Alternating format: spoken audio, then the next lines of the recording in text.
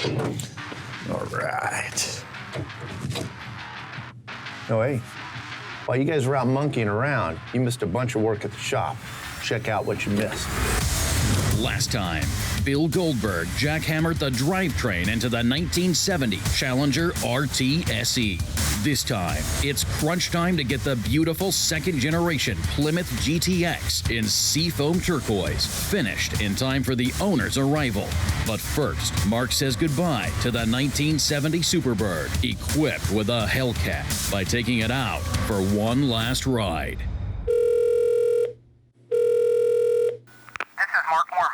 Leave your name and message, and I'll get back with you. Morning, Goldberg.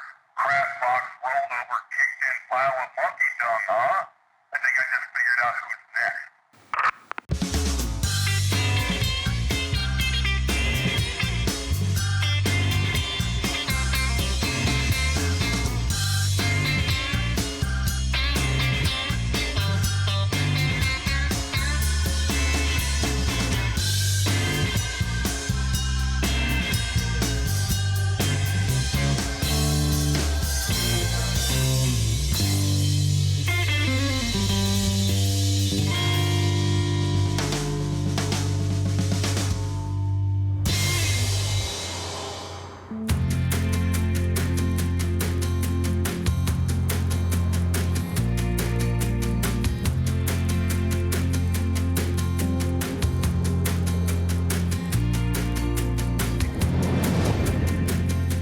Okay, getting ready to take out the Superbird with the Hellcat engine for the first time. Let's give it a start.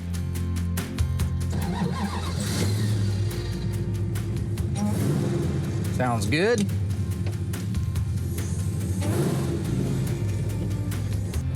First gear. Second. There's the supercharger kicking in. Oh, that's wild. Yeah!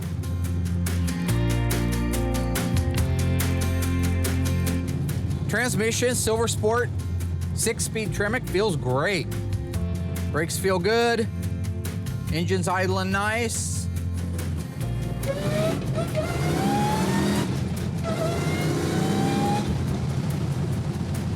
That's 75, third gear, nothing to it. Got 3,000 RPM. It tracks good. Magnum Force front suspension holding the road nice. Even though we got the F60 15 polyglasses, it's still holding the road nice.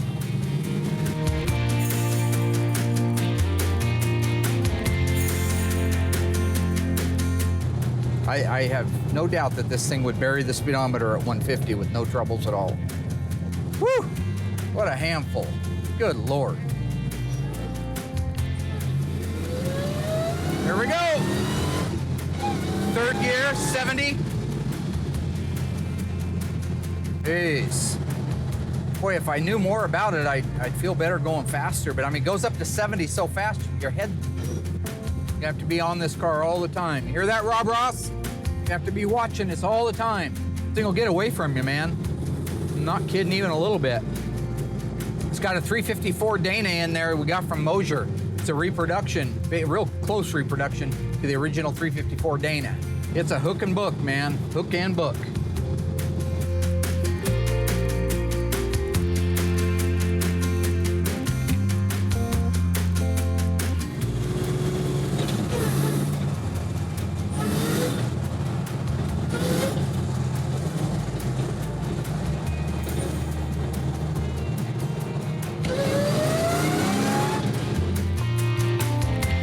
So yeah, everything came out great on the Superbird, and there were some challenges with it, but I will put the feather in my cap, or whatever metaphor it is, that says I'm succeeded perfectly. So, you know, the more I'm learning and getting comfortable with the Mopar performance stuff, like the L-Crate engine now and the 392 and the 354, it seems to me that there's gonna be a good market for that. Because not everybody cares so much, and they want late model performance, but they want old school look.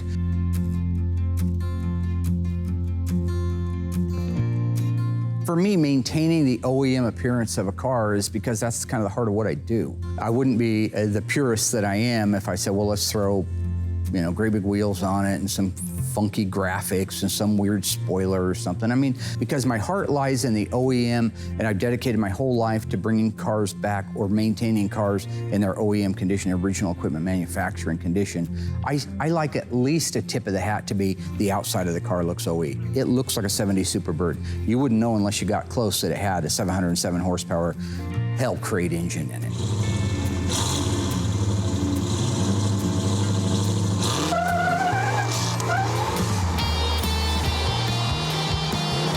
We had teamwork, camaraderie all around a car that we love and around a brand that we have passion for, because that's Mopar and that's OE and that's Graveyard Cars.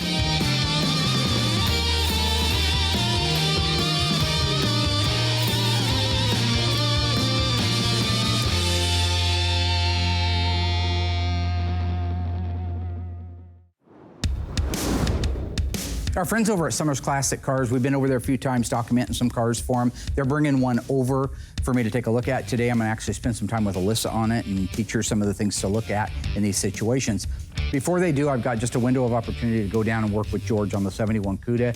This is our convertible 343 speed car, plum crazy with a white interior. Really neat car, but we have some hurdles ahead of us with those quarter panels being it's a convertible car.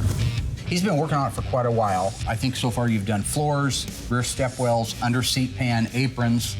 Did you do frame rails in the front? Yeah, even did the front frame rails. So, you know, it was just one of those cars that, being a convertible, it got wet inside. And when they get wet inside, that takes a lot of metal out. So it's still a good, solid, original car, a lot of good stuff on it. But yeah, it's had some panels, had a little bit of surgery done to it. Show them what's going on here with the convertible. What makes the convertible a little bit different than the hardtop? The hardtop, the quarters carry up in an angle about this way. The convertible is just a straight, flat line. There is a lot more available aftermarket. Like AMD does a beautiful job. They make almost everything that you can imagine, but they're not gonna go to the trouble of making a convertible quarter panel specific to a convertible when there just aren't that many of them out there. So what we have to do is we have to take and modify an OEM full panel, which for the most part is exactly the same as a convertible style quarter panel, except where the roof begins. Let's face it, we don't have a roof on a convertible. So we have to find that point where we trim it through what they call the sail panel area. So my answer is get it the rest of the way off of there, all the way down, take it out, take this whole thing off, do not damage it, don't bend it. We need the original length and shape of it because we may end up using it either again or as a template. This is my first convertible, so I'm nervous. I do not want to make a mistake. So I have to take it off as careful as possible so I can reuse it if I have to, and if not, I can use it as a template on the new quarter, and I'm praying that everything goes back together just right.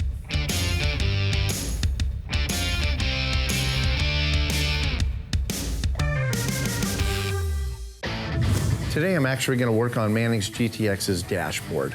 Once I get the dashboard all completed, I'll be ready to install the interior. That one dashboard is actually the key element, because once it goes in, then I can do my 8-pillar moldings, upper windshield reveal moldings, the side moldings, and then just kind of work my way right on down into the floor of the car, you know, with seats and carpet, seat belts, and all that fun stuff. So it's kind of nice having this done. We're kind of on a tight timeline. They're coming at the end of the week. I tried to schedule a windshield to get in here, so I got to get that dash in so I can get that windshield in and hopefully get this car all put together before they show up. So the first thing that I actually did is I tore the entire dash down, tore all the components out of it, sent the actual dash frame over to Will. Whenever I get it back, I get it in our amazing stand and I start going to work on it. Typically around here, a standard operating procedure would be to create up a dash, send it back to our friends at Instrument Specialties. They do, obviously you've seen it's beautiful work. And then when it comes back, we're just ready to put it in the car. It doesn't need anything. Right now, the poor guys back there already have probably a dozen dashes from us, and we're a little bit behind on getting this one done. So I just chose to have Dave do it. He's done them before, he knows what he's doing. A lot of the parts we just get from OER, so it's just an effort on our part that we wouldn't have had to make if we would have had more time to send it out. The original parts were so nice that they just really needed to be cleaned up and polished.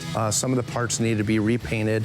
A lot of the lettering and everything on the dash that, talk about the wipers and headlights and stuff like that were actually repainted, so they just look brand new. The really cool thing about the instrument cluster on this car is that the dad, who was the original owner of the car, the son owns it now, put a really cool label on there saying the GTX takes Texaco Haviland 1040 motor oil, which is really neat. So I don't know if it was in case the son was driving it or in case the mom was driving it or whatever. Whenever she pulled into a gas station, he wanted to make sure that they put the right motor oil in this car. So I actually wanted to retain that label since his dad put that on the car. So I polished up all the plastic on the instrument cluster so it looks brand new, cleaned up that label, and put it back in the dash. Along with all the other original parts, the dash looks fantastic. It's all put together, put into the car. It looks beautiful. Stay tuned. Dave talks about the history and origin of the Hemi engine. Mark and Alyssa document and assess the value of a Plymouth Roadrunner, and we get wise about how to identify and determine which carburetor studs are right for your restoration.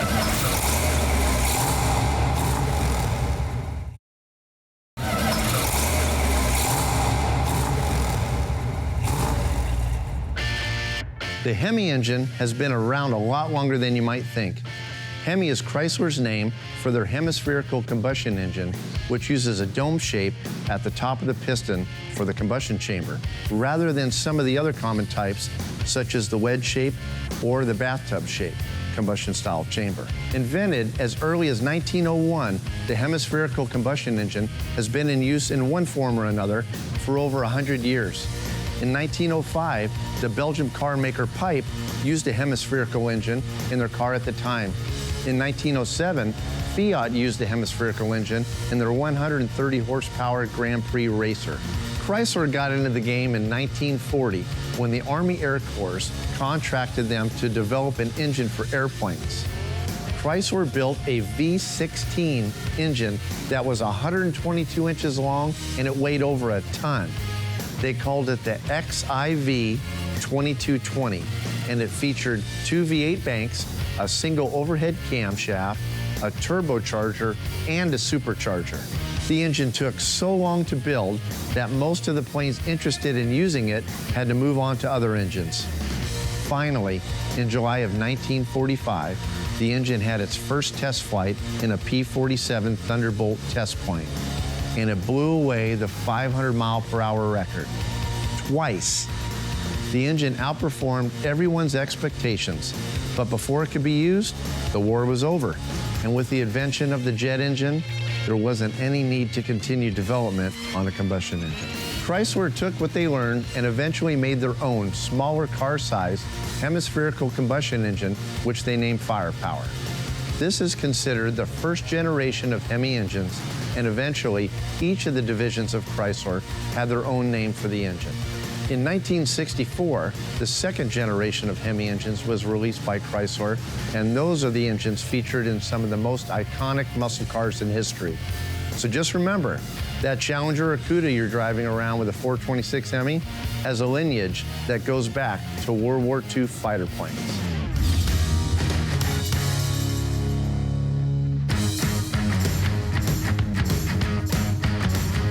So right now, I'm getting ready to get the first coat of color going on a Mente's car. The Mente's car is going B7. It's the first time we've done a B7 car here.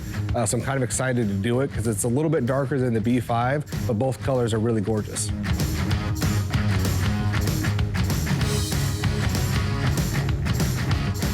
This is a popular color, so PPG's got this one just dialed down. So I order my 3 gallons, they send it to me, I mix it up, do a quick spray out to make sure that it looks good, and then we're spraying.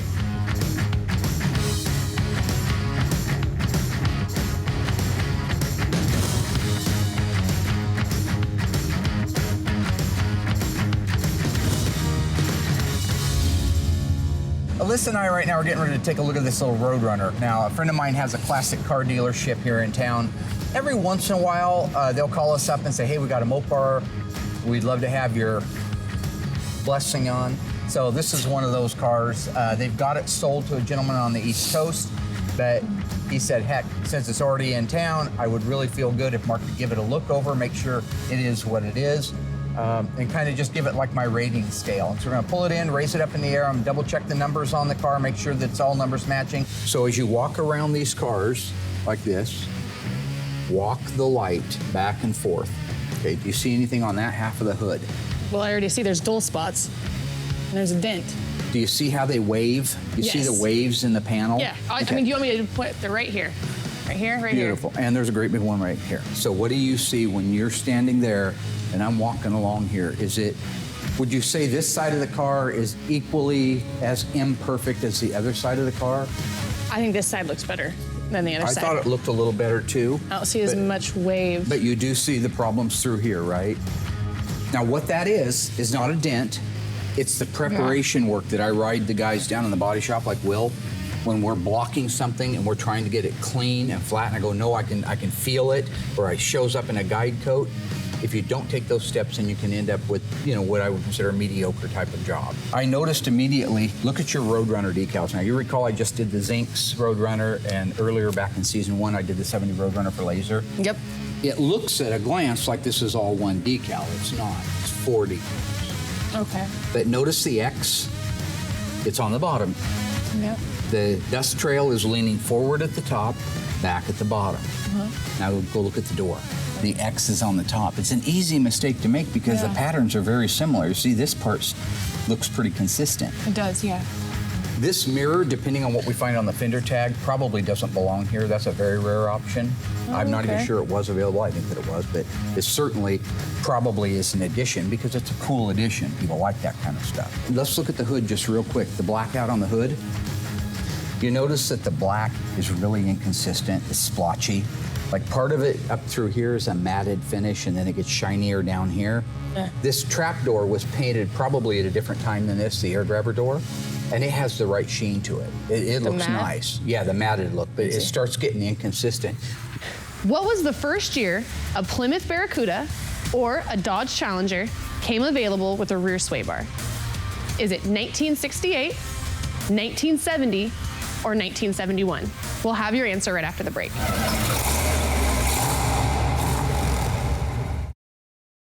Okay, so what'd you guys think? Did you guys think it was 1971?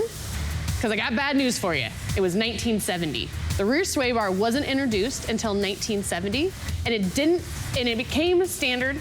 Yeah, she struggles with this right here. What are you doing? It came standard in the TA. I think I hit my mark. Why are you here? The rear sway bar was standard equipment on all A53 Trans Am AAR cars. I knew that. However, in 1971, they didn't build an AAR or TA, but you could still get the S 41. option for the rear sway bar. So, don't Okay, try thanks, that. Dad. Thanks for your help.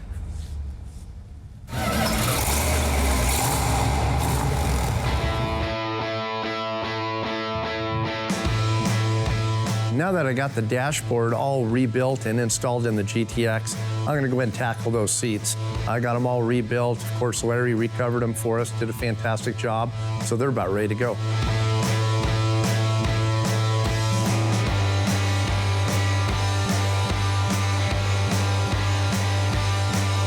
I was able to actually get the seats in.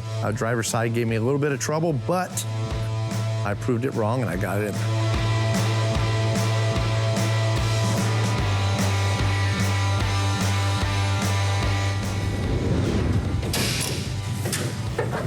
Oh boy, and that thing lifts up.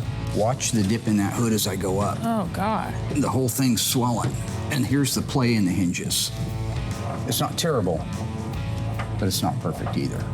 It does have the original fender tag. This is not a real loaded car, what you call a loaded car with lots of options. Stupid. There's very, very few options on there at all. Okay. Most of the stuff is standard equipment for the most part. But if you start on the left-hand lower corner, that's your E63. It's a 383. We know that. D21 means it's the 4-speed. RM23 means it's a Roadrunner 2-door hardtop. You could have got a 2-door post or a 2-door convertible in 1970. This is a 23, which means a 2-door hardtop. The N, the 0, and the E means it's a 383 HP engine. 0 means it was made in 1970, and E means it was a Los Angeles built car. You go up to the next line, EF8. That's our dark green. That's our, I believe it's called Ivy Green. Next to that, the H2F8. That is your bench seat, is what the H2 stands for, Okay. and the F8 is the color. So it is a bench seat. A lot of people convert those out, put buckets in them later, but this is cool to see because that's original. It should have stayed in there, and I like that. The other EF8 right here is the upper door frame paint. Now, the A15, that's the alphanumeric code for the scheduled production date, when it was scheduled to be built. Okay. That's always a 3-digit number. It can never be a 4-digit number. 9 being the last single digit to represent a month. The next month was the 10th month. That would have Okay. put too many digits there. So they represented the 10th month with an A, Okay. the 11th month with a B, and the 12th month with a C. Okay. So what would you say the scheduled production date of this car is? A. So that's going to be the 10th month, Which is? October, and then 15th? Yep. So the car was scheduled to be built on October 15th. That means everything that has date codes has to precede that date. Okay. This is the shipping order number right here. Go up again, EF8 green. That just means that it does not have a vinyl top. If it did, it would have the code for vinyl top right there. So this is right. It's true that it is not a vinyl top. This is a G33 mirror right here. You notice the shape of it's not a racing mirror. It's a pedestal style mirror that goes right there. The one that you see on the passenger side was an available option if you had G31, but this car isn't a G31. You don't see it on there anywhere. The J25, that's your 3-speed wiper mode. Okay, so it could have had 2-speed wipers or the 3-speed variable wipers like this. Working with Alyssa on the fender tag, this is great for me. I mean, she's actually at the point where she's showing a lot of enthusiasm about learning this business and going over a fender tag and showing her what it means. It's a good moment for me. I'm very excited to be able to have that time with her. N41 is dual exhaust. That's cool. But there's no N42, which would be dual exhaust with bright tips. Oh, okay. If all you have is N41, then originally the 2 pipes would have come out underneath the bumper and turned down. Most people don't like that. If you look at the back of this car, you're going to see the exhaust tips that it was never started life with that somebody added because it's a cool ad. But that also explains this next one, N95. This was a California car, not just built there, but it was destined to go there. So when we come over here, the quickest way to tell an N95 car is by this breather cap. This is one of the nipples. You notice there's a vacuum cap on it. If I take that off of there, it's an opening. Yeah. They've got it capped off because they didn't get the vapor return line that goes back to the tank, runs along the right-hand frame rail, comes up and stubs into about here, and then you connect it together with a hose. They don't have that on there, so they probably didn't even know what it was.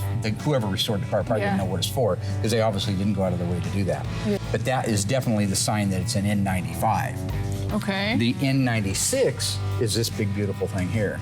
That's a great option. It's interesting that they chose that option and passed on almost everything else in the way of cool options. Yeah. But I'd go with the cold air induction too. It's just cool. You remember back to Terry Zink's car, right?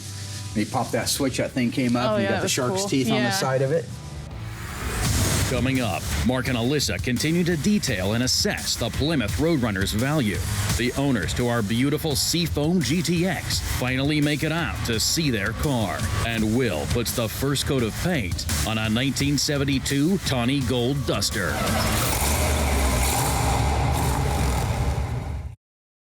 This latch should be a yellow chromate, not painted with green paint. The weather strips, they look good. The edges, all this stuff, that looks pretty good. Door trim panels, these are probably legendary and they're very nice. They look great. Yeah, they do. Yeah. So if you take a look here, like the instrumentation, the rally instrument, you'll notice how the chrome's nice and shiny. It's in good shape. The black's nice. The white lettering, that's probably a new reproduction, most likely. Yeah. These in 1969 and back were a real soft knee bolster. These are a rigid plastic, so these are correct for the 70. Now, otherwise, when I drove it in, I felt like the pistol grip felt pretty good to me. The linkage was right on it. But if it has the wrong one, you go up into reverse, you'd hit the dash with your knuckles. So that stuff all looked good to me. I think overall, the interior of the car is much nicer than the rest of the car. Yeah, because you only found Just those things I one pointed minor out. thing, yeah. We've got the wrong adapter ring. Here. This is supposed to be a matte finish right here. These are supposed to be a matted Matte. finish right here. The rest of it looked pretty good. The door jambs need cleaned up. The latches need to be plated and not painted. Some things Yeah. like that. But overall, like he wouldn't have to do any of it. He could just go drive that and not be too ashamed. Yeah, I mean, The rest of the things I'd want to do something with. This dash fin looks terrible up here. They've got the same problem. They got this. This is originally a lacquer finish with a suede, and it was a very matted finish, again, because of the shine and the gloss. That tag should have been taken off of there. New rivets put in. Should have been detailed, painted with the Chrysler logo. Again, just lots of little things. It's when you come here and you get your car and you take it home, it looks brand new. And so this just isn't that. But they also aren't charging the same money. So you got to keep that in mind, too. So far, Mark took the Hellcat-equipped Superbird out for one last ride before it's shipped to its owner. For the first time on Graveyard Cars, Will laid out a beautiful first coat of B7 on the 1970 Challenger RT. Now, Dave is working on finishing up the Plymouth GTX before its owners arrive, while Mark and Alyssa continue to evaluate a Plymouth Roadrunner before its potential sale to a new owner.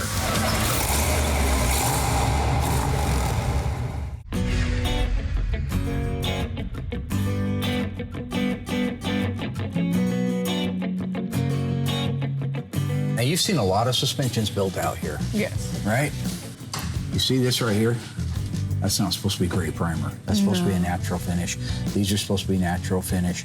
These are natural with a cosmoline look to them on the end, dipped all the way up to the ball joint. Those were just gray primered. Same with that. Yeah, the sway bar, that's all just wrong. These should have been new ones put on, or at least sanded and painted. All of that needs to be redone, every square inch of it. That suspension needs to come out, needs to be rebuilt and detailed correctly. That is not a rotisserie restoration. If it was 25 years ago, so it doesn't matter anymore anyway. Okay, let's go towards the middle of the car. So right now inside the booth, we have our 1972 Plymouth Duster. This is the first A-body that we've done on the show. Kind of exciting to do. It goes a nice HY9 tawny gold. Oh God, where's my coffee? Do I have a coffee assistant? There you go, my friend. Oh, thank you. That's my boy. He's good for stuff like that, coffee. So anyways, Mark wanted the pre-paint done in a single stage. That's got bad news written all over it. I've never done a single stage metallic. So it may come a little blotchy, a little streaky, I don't know, I haven't done it before, but I'm gonna do the best that I can to get it laid down and see how the car looks when I get it wrapped up. Thanks, George, that's good. Single stage is pretty easy. When it's metallic, becomes a problem. Because when you're doing it in base clear, you can do cross patterns and whatnot to lay out the metallic evenly. You can't do it with this. When you spray it, it's like clear in the car, and it's all in one shot. Basically, I'm just gonna kind of pray it looks halfway decent, because Mark's gonna give me even though it's a pre-paint if it doesn't look perfect. Okay, so on the 4-speed, these are the correct levers. That's why it shifts well. That's why everything hit like it's supposed to. If you get the wrong levers or the wrong geometry, things don't shift like they're supposed to. This stuff's all correct. It needs detailed. Okay. They've done some kind of a Zolatone or something to the bottom, but this isn't undercoating. See how thin it is? Oh, yeah. It's some kind of a texture spray. So the car should have been really undercoated with a petroleum-based undercoating. It does use the correct 7290 large U joint, so that's good. Let's see if it's a 489 or 742 case. Oh, 741 case, so that's great. Is it a shear gripper? Yeah, it looks to me like it's probably had a trunk floor put in it. Trunk floor extensions. How long ago do you think the restoration was? Because it's older, 10 or 20 years ago, wow, probably. Really? I would guess, yeah.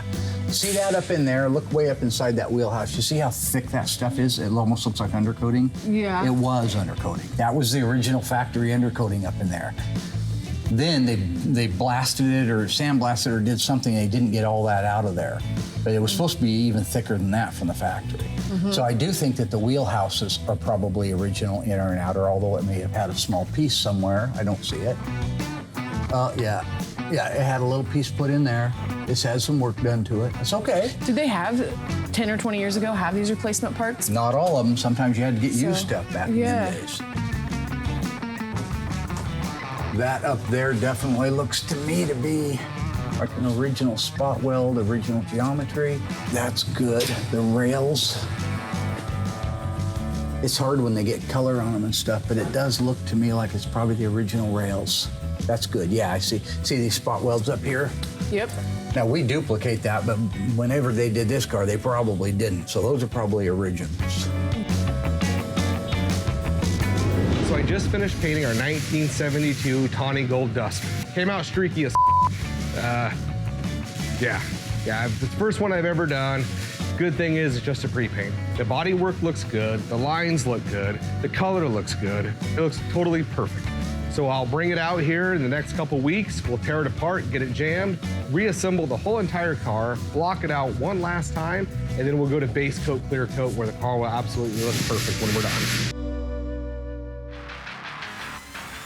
Graveyard Carz was hatched from an idea my dad had to showcase the wonderful world of Mopars. So true or false? The Graveyard Carz series was based off my dad's 1970 Charger.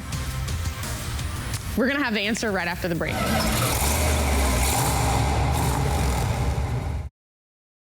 Okay guys, we're back. So what'd you think? Was it my dad's 1970 Charger that started the show? No, it wasn't. It was the 1971 Phantom Cuda, and you all know that because we followed it for like 8 years, 8 seasons. So, yep. Okay.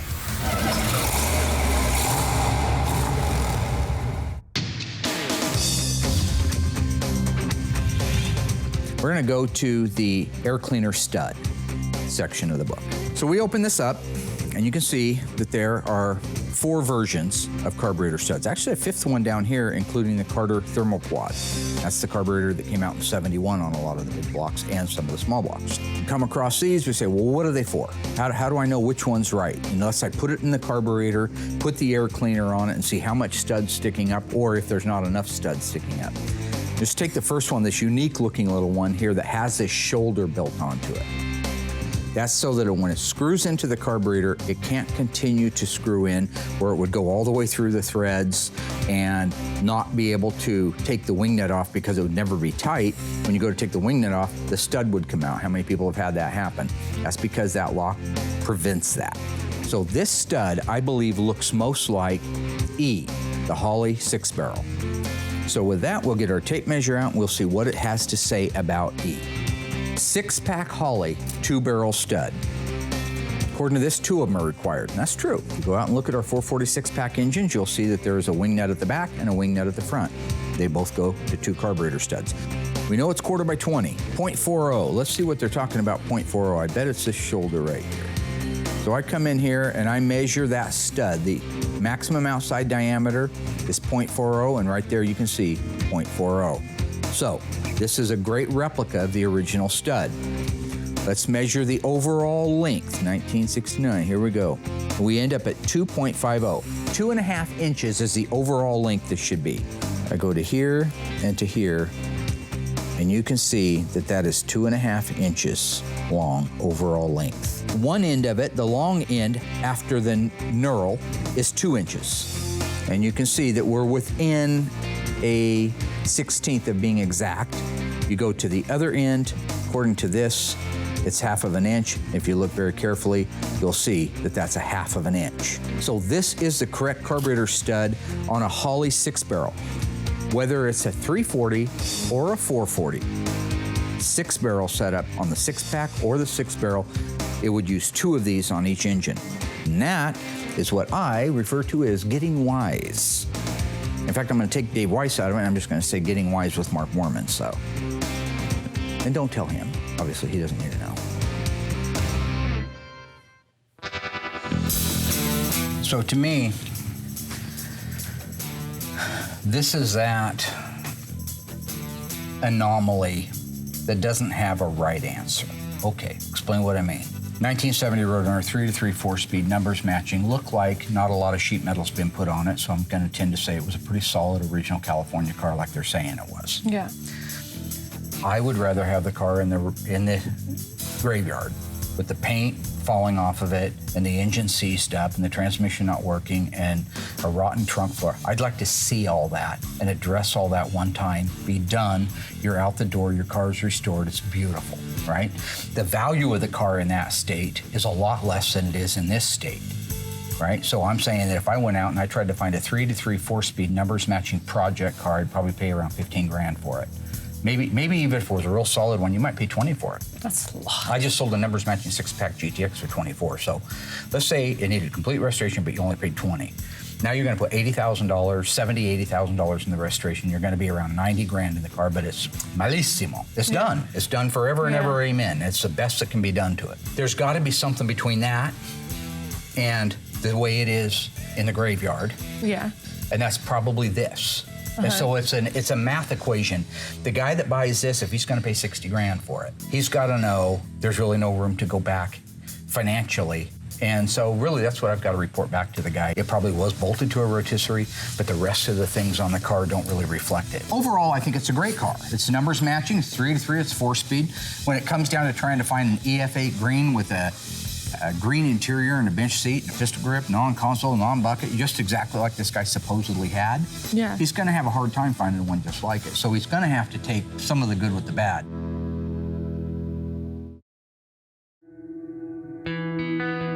So lo and behold, the Mangs are showing up. It's D-Day, we're right down to the wire, no windshield.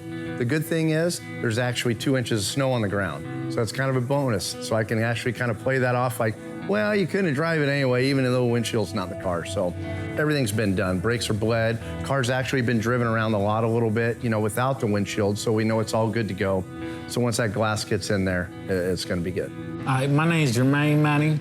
Mark, doing my father's 69 GTX. He bought it at the end of 1968. So it's my father's first brand new car he ever bought. Father was born in 37, so he was 32 years old.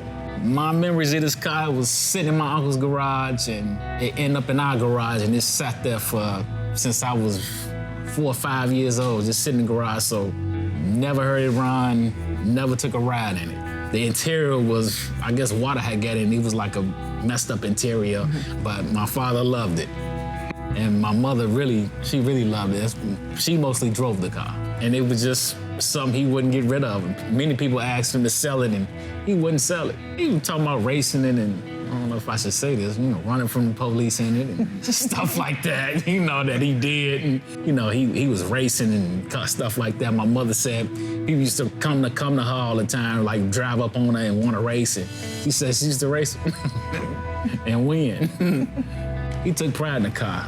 And even though it looked the way it looked, he never sold it. As many people came, he'd pull a garage up and people would just walk up and, hey, you want to sell it? And I'm like, nah. And I'm sitting there thinking like, why don't you sell this car? We just sitting here. My mother passed away first. She passed away September 4th of 2017, and my father passed away about 3 months later in December. I was getting it restored for them. And they happened to pass where they could see it, you know, so I wanted to get it done for them. It didn't hit me until, you know, my father, you know, he said, hey, I'll give you this car. You just got to promise not to sell it. So my whole goal was to get it done right because it meant something to him and I want it done, you know, to his liking, so he'll like it and he'll be proud of it. You know what I'm saying? I want it back from when it was new, when he bought it new. I was like, I want the best to do it. And Mark is the best. When I see the brightness of it, the color, I mean, never thought it'd look like this. It was a big dent on his side, but it's amazing. It looks amazing. A brand new car. It's a lot of progress, you know. I feel like it's taken a while, but seeing it was just like, you just forget, you know, it's like this euphoric feeling like, wow, like this is what you all been doing all this time. And then on the inside of it, it's just like, wow, look at this. The first thing we're gonna do is take me to work. I'm gonna show it off at work. Probably. He said I couldn't drive the car, like it wasn't. I'm like, I can drive it to work. No, you're not gonna drive it. No, you're not driving to work.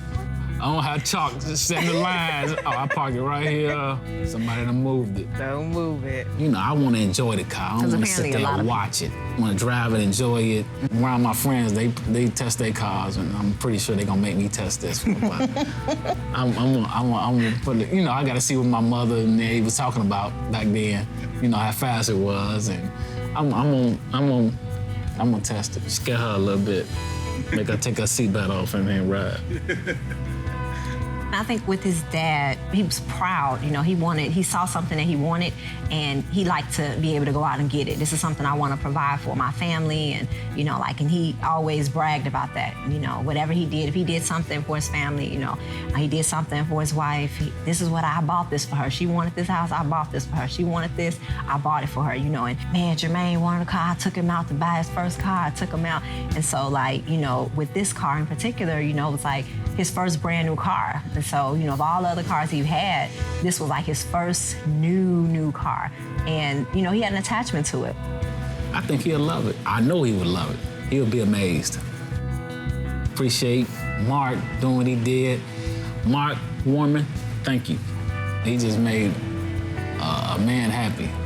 You know what I'm saying? He just brought something back to life that I didn't realize until I lost my parents. Mm-hmm. Yeah.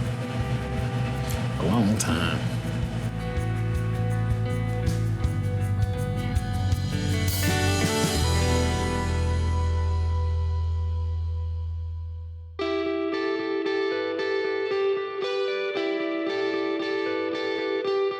Hey, how's it going, boss? I got Manning's 69 GTX, that beautiful Q5 car. You're done? Yeah, done. That mirror that you gave me, I got the passenger side mirror installed. Great. Kind of went over it real quick and hoping you can go out and do some driving on it. I would be happy to do that right now. Yeah, Mark seemed to like the car. You know, he's been watching me build it, you know, all this time, but the real, you know, catch is going to be when he actually gets in it and drives it.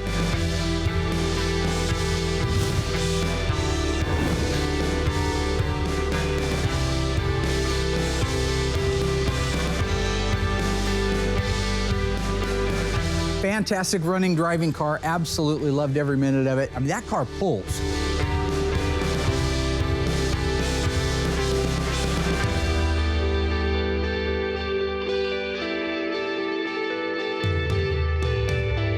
Drove it around, put about 10 miles on the car, pulled hard, went out and did some final driving footage, which was really cool, up over my old stomping ground, South 4th Street.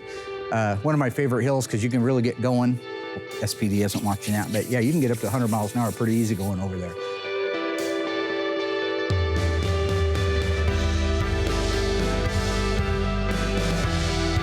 I'll say it again, when a car starts out good, it ends good. This car had no rattles, no squeaks, no nothing. I mean, I'm driving it over railroad tracks right down here at the mill. Anybody that lives in Springfield knows what those are like. Nothing, not even one. Usually we have to work on the exhaust. Accurate builds a beautiful exhaust system, right? But if we install it and we don't put it exactly within 1/4 of an inch of where it's supposed to go, it can bang against things. So we usually bring it back and we readjust it. Nothing. So good job, Graveyard Cars. So overall, I think we had a really productive week at Graveyard Cars. We did. It was a good week. Very nice. What was your favorite thing this week? The most favorite thing you did all week long? Well, I think it was a pretty exciting start getting to send our Superbird home. 707 horsepower, 6-speed trim One of one. It's the only car in the world with a Hellcat. It's the only one in the world like it. That is Absolutely. very true. I mean, yeah. That was your favorite thing. What about learning on the 70 Roadrunner? That was actually one of the highlights. I wasn't a smart ass. I was very good about it, right? Took my time, tried to teach you things. Will did really great in the paint shop this week.